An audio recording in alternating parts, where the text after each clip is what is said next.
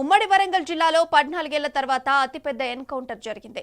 ములుగు జిల్లా చల్పాక-కొండ అటవీ ప్రాంతంలో జరిగిన ఎన్కౌంటర్లో మృతి చెందిన వారి వివరాలు గుర్తించారు. 7 మంది మావోయిస్టులు మృతి చెందినట్లు గుర్తించగా కీలక నేత బద్రు మృతి చెందినట్లు తెలుస్తోంది. అతడిపై 20 లక్షల రివార్డున్నట్లు పోలీసు రికార్డుల ద్వారా తెలుస్తోంది. ఈ గోలాపు మల్లయ్య, ముస్కకి దేవల్ అలియాస్ కరుణాకర్, ముస్కకి జమున, జైసింగ్, కిషోర్, కామేష్ లో మరణించిన వారిలో ఉన్నట్లు ప్రాథమిక సమాచారం. ఇక ఈ వీళ్ళంతా ఇల్లందు నర్సంపేట ఏరియా కమిటీ సభ్యులుగా గుర్తించారు.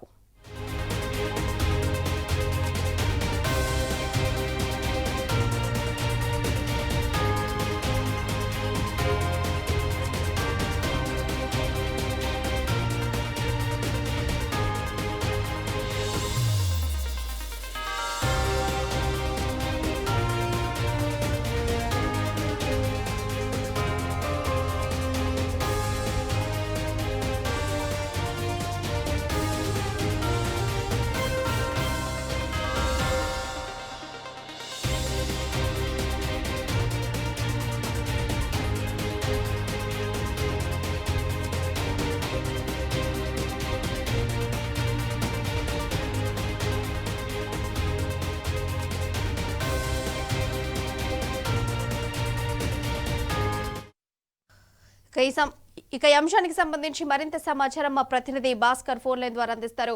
భాస్కర్, ఉమ్మడి వరంగల్ జిల్లాలో 14 ఏళ్ల తర్వాత అతిపెద్ద ఎన్కౌంటర్ చూసాము. దీని గురించి డీటెయిల్స్ ఏంటి? ఏటూరు నాగారం ఏజెన్సీ అడవుల్లో జరిగినటువంటి ఎన్కౌంటర్ సంబంధించి మావోయిస్టు దళ కమాండర్ బృందంతో పాటు మొత్తం 7 నక్సలైట్లు మృతి చెందినట్టుగా అధికారికంగా పోలీసులు ఒక ప్రెస్ నోట్ అయితే రిలీజ్ చేశారు. భారీగా ఆయుధాల డంపులు కూడా స్వాధీనం చేసుకున్నారు. కల్పక అటవీ ప్రాంతంలో జరిగినటువంటి ఈ ఎన్కౌంటర్ కి సంబంధించి ఇంకా తెల్లవారుజాముల నుంచి కొనసాగుతున్నటువంటి ఎదురుకాల్పులు కొద్దిసేపటి క్రితమే ముగిసినట్టుగా తెలుస్తోంది. మావోయిస్టు కీలక నేత బద్రు కూడా మృతుల్లో ఉన్నట్టుగా సమాచారం వస్తుంది. ఇప్పటివరకు ములుగు జిల్లాలో ఏటూరు నాగారం అడవుల్లో జరిగినటువంటి ఎన్కౌంటర్ లో చనిపోయినటువంటి వివరాలు కూడా రిలీజ్ చేశారు. పురుషం మంగు అలియాస్ బద్రు అలియాస్ పాపన్న, ఈయన CM secretary Yellandu Narsampet division సంబంధించినటువంటి కమాండర్ గా పనిచేస్తున్నారు. ఈయన దగ్గర AK-47 తో పాటు మరొక వెపన్ ని కూడా స్వాధీనం చేసుకున్నారు. ఈ గోలపు మల్లయ్య అలియాస్ మధు, ఈయన డిప్యూటీ VCM గా పనిచేస్తున్నాడు. కార్యదర్శి ఏటూరు నాగారం మహాదేవ్పూర్ మధ్య ఈయన ఇన్ఛార్జ్ గా ఉన్నాడు. ఇక ఈయన దగ్గర నుంచి AK-47 రైఫల్ ని కూడా స్వాధీనం చేసుకున్నారు. ముస్తాకి దేవల్ అలియాస్ కరుణాకర్, ఈయన ACM గా పనిచేస్తా ఉన్నాడు. ముస్తాకి జమున దేవల్ భార్యగా చెప్తా ఉన్నారు. ఈయన కూడా అసిస్టెంట్ కమాండర్ గా పనిచేస్తా ఉంది. జైసింగ్ పార్టీ సభ్యుడు, కిషోర్ పార్టీ సభ్యుడు, కామేష్ పార్టీ సభ్యుడు. మొత్తం 7 చనిపోయినట్టుగా అధికారికంగా ధృవీకరించారు. మరికొంతమంది మృతులు కూడా, అంటే ఇంకా ఎన్కౌంటర్ కొనసాగుతుంది కాబట్టి కొద్దిసేపటి క్రితం ఎన్కౌంటర్ ముగిసినట్టుగా చెప్తా ఉన్నారు. ఇంకా ఎవరైనా ఉన్నారా అనేటువంటిది తెలియాల్సిన అవసరం కనిపిస్తోంది. చాలా రోజుల దాదాపు 14 సంవత్సరాల తర్వాత మావోయిస్టులు వారి ఉనికిని చాటుకునేందుకు తెలంగాణకు ప్రవేశించడానికి ప్రయత్నించారు. కానీ భద్రతా బలగాలు మాత్రం గ్రేహౌండ్స్ భద్రతా బలగాలు దాన్ని ధీటుగా ఎదుర్కొని వారిని లోపలికి రాకుండా కట్టడి చేసినటువంటి పరిస్థితి కనిపిస్తోంది. ఈ నేపథ్యంలో ఎందుకు తెలంగాణలో మళ్ళీ పాగా వేయాలనుకుంటున్నారనేటువంటి దానిపైన కూడా ఒక అనుమానం కలుగుతా ఉంది. దాదాపు 10 సంవత్సరాలుగా నిశ్శబ్దంగా అయితే భాస్కర్, ఇప్పుడు చూసుకుంటే 14 ఏళ్ల తర్వాత, దాదాపు 14 ఏళ్ల తర్వాత ఇప్పుడు వీళ్ళు బయటికి రావడానికి ఏదైనా బలమైన కారణం ఉందనుకోవచ్చా? మనం ఏదైనా ఉందా?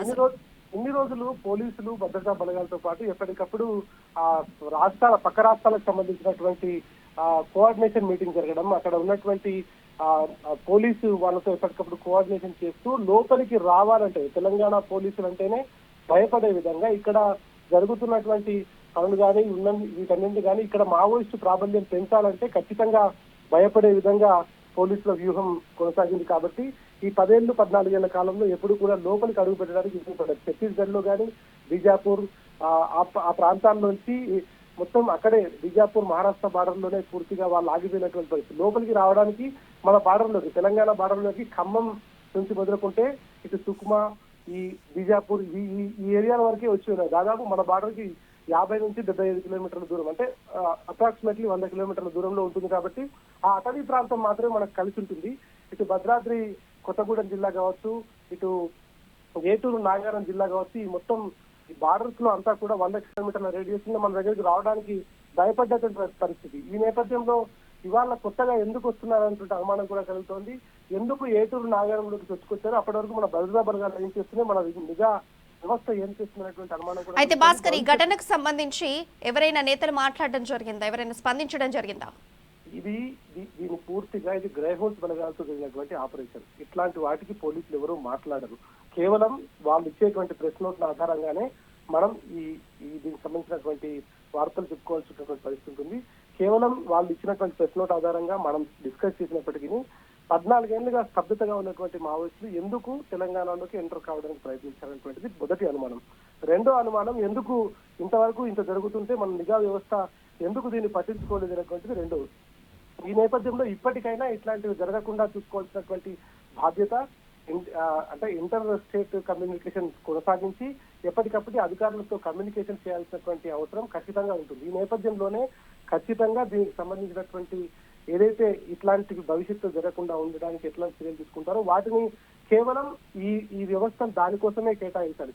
గ్రేహౌండ్స్ లో పోస్టింగ్లు చేస్తూ చాలా మంది బయట రాజకీయ నాయకులకు సంబంధించినటువంటి ఫోన్లకు సంబంధించినటువంటి వ్యవహారం కొనసాగించడం, ఇంటర్నల్ గా పొలిటికల్ గా సంబంధించినటువంటి వ్యవహారాలు వాళ్ళు ఇన్వాల్వ్ చేయడం, ఇటువంటి వాటి వల్ల కొంత ఇబ్బంది జరిగేటువంటి అవకాశం ఉంటుంది. ఇప్పటికైనా గ్రేహౌండ్స్ వ్యవస్థను బలోపేతం చేయాల్సినటువంటి అవసరం ఉంది.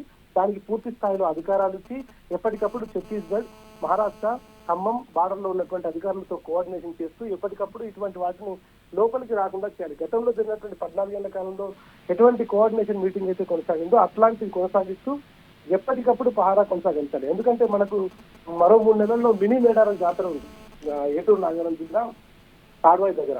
అక్కడే ఇప్పుడు నియర్ బై ఈ ఎన్కౌంటర్ జరిగింది అటవీ ప్రాంతాల్లో. భక్తులందరికీ కూడా మనం ఖచ్చితంగా భరోసా చేయాల్సిన అవసరం ఉంది. ఎప్పుడు కూడా గతంలో ఎప్పుడు సమైక్య రాష్ట్రంలో కూడా ఇట్లాంటి జరిగినటువంటి దాఖలాలు లేవు. కాబట్టి అట్లాంటి మేడారం దైవ ప్రాంతానికి రాకపోవచ్చు, కానీ ఏదైనా కూడా ఇట్లాంటివి భవిష్యత్తులో పునరావృతం కాకుండా ఉండాలంటే ఎప్పటికప్పుడు కోఆర్డినేషన్ చేసుకుంటూ దీన్ని భవిష్యత్తులో రిపీట్ కాకుండా చూసుకోవాల్సినటువంటి అవసరం పోలీస్ వ్యవస్థ పైన ఉంది. మనకున్నటువంటి పోలీస్ వ్యవస్థ చాలా బలమైనటువంటి పోలీస్ వ్యవస్థ, ఇంటెలిజెన్స్ వ్యవస్థ కానీ, గ్రేహౌండ్స్ వ్యవస్థ కానీ వీటన్నిటిని ఇంకా బలోపేతం చేసి ముందుకు తీసుకెళ్లి వారిని ఈ ఎంతో ముందుకు తీసుకెళ్తే ఖచ్చితంగా ఇటువంటి భవిష్యత్తు జరగకుండా ఉంటుంది. ప్రస్తుతానికైతే కుర్సం మంగు అలియాస్ బద్రు అలియాస్ పాపన్న, ఈయన సెక్రటరీగా ఉన్నాడు. ఎల్లందు నర్సంపేట డివిజన్ కు ఆయన కమాండర్ గా కూడా వ్యవహరిస్తున్నాడు. మొత్తం ఆయనతో పాటు 7గురిని గ్రేహౌండ్స్ బలగాలు మట్టుపెట్టాయి. బలంగా ఎదుర్కోవడంతో పాటు వచ్చినటువంటి వారు ఎవరైతే ఉన్నారో వారిని ధీటుగా ఎదుర్కొని తెలంగాణ బార్డర్లోకి చొచ్చుకొచ్చినప్పటికీ అక్కడే మట్టు కనిపించినటువంటి పరిస్థితి కనిపిస్తోంది. ఇటువంటివి భవిష్యత్తులో రాకుండా ఇంకా బలమైనటువంటి చర్యలు తీసుకోవాల్సినటువంటి అవసరం అయితే చాలా స్పష్టంగా కనిపిస్తోంది. Right Bhaskar, thank you for updates.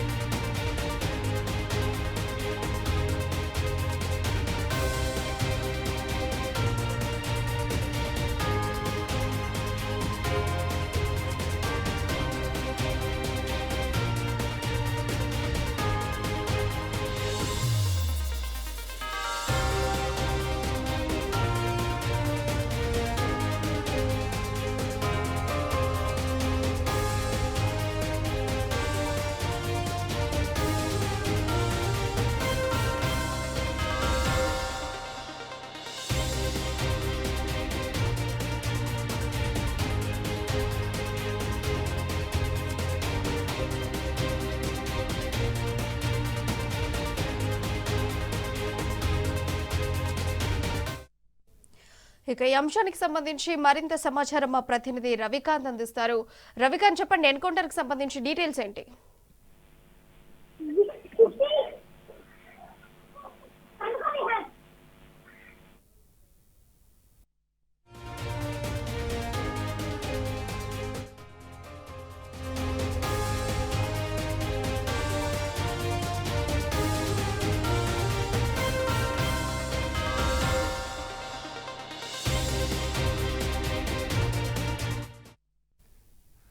ఇక ఉమ్మడి వరంగల్ జిల్లాలో దాదాపు 14 ఏళ్ల తర్వాత అతిపెద్ద ఎన్కౌంటర్ జరిగింది. ఇక ఈ అంశానికి సంబంధించిన సమాచారం మా ప్రతినిధి రవికాంత్ అందిస్తారు ఫోన్ లైన్ ద్వారా.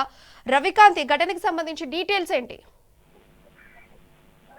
ప్రియా, ఏటునగరం మండలం చెల్పాక సంబంధించినటువంటి అటవీ ప్రాంతంలో గ్రేహౌండ్స్ బలగాలు మావోయిస్టుల మధ్య ఎదురుకాల్పులు అయితే జరిగిన పరిస్థితి కనిపిస్తా ఉంది. ఈ ఎదురుకాల్పుల్లో 7 దళ సభ్యులతో పాటు దళ కమాండర్ గా ఉన్నటువంటి మావోయిస్ట్ కీలక నేత భద్రు కూడా మృతి చెందినట్లు మనకు సమాచారం అవుతుంది. దానికి సంబంధించినటువంటి ఫోటోలు కూడా విడుదలైన పరిస్థితి మనకు కనిపిస్తా ఉంది. ముఖ్యంగా భద్రుపై 20 లక్షల రూపాయల రివార్డు కూడా ఉంది. ముఖ్యంగా చెల్పాకకు సంబంధించినటువంటి అడవుల్లో పూలకొమ్మ గుత్తిగూడెం అనే ప్రాంతంలో ఎగ్జాక్ట్ గా ఈ ఎన్కౌంటర్ జరిగినట్టుగా మనకు తెలుస్తా ఉంది. ఎన్కౌంటర్ లో మృతులను కూడా మనం చూసినట్లయితే కుర్సం మంగు అలియాస్ భద్రు అలియాస్ పాపన్న, ఇతను టిఎస్సి అంటే సెక్రటరీ ఇల్లందు, అదేవిధంగా నర్సంపేట సంబంధించినటువంటి ఏరియా కమిటీకి సంబంధించినటువంటి వ్యక్తిగా ఉన్న కీలక వ్యక్తిగా మావోయిస్ట్ పార్టీలో కొనసాగుతున్న వ్యక్తి.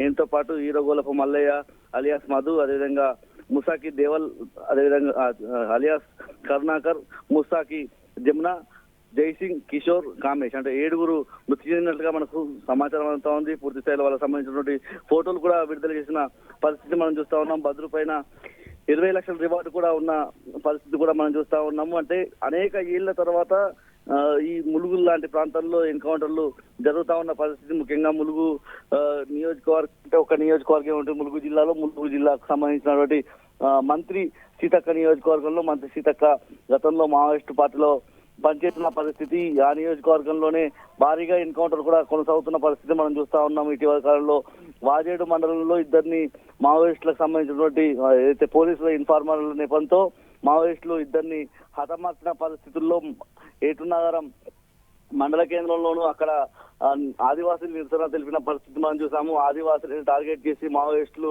తమ ఉనికిని చాటుకునే ప్రయత్నం చేస్తారన్న నిరసనలు కూడా మనకు స్పష్టంగా కనిపించాయి. ముఖ్యంగా ఛత్తీస్గఢ్ నుంచి తెలంగాణకు వస్తున్న క్రమంలో సమాచారం తెలుసుకున్నటువంటి గ్రేహౌండ్స్ బలగాలు కోంబింగ్ చేస్తున్న క్రమంలోనే ఎదురుపడ్డటి మావోయిస్టులకు అదేవిధంగా గ్రేహౌండ్స్ బలగాలకు మధ్య కాల్పులు కొనసాగిన పరిస్థితి. ఈ ఎన్కౌంటర్ లో భద్రుతో సహా మరో 6 ఉన్నట్టుగా తెలుస్తోంది. భారీగా ఆయుధాలు కూడా స్వాధీనం చేసుకున్నట్టుగా మనకు తెలుస్తా ఉంది. Priya. Right Ravikanth, thank you for updates.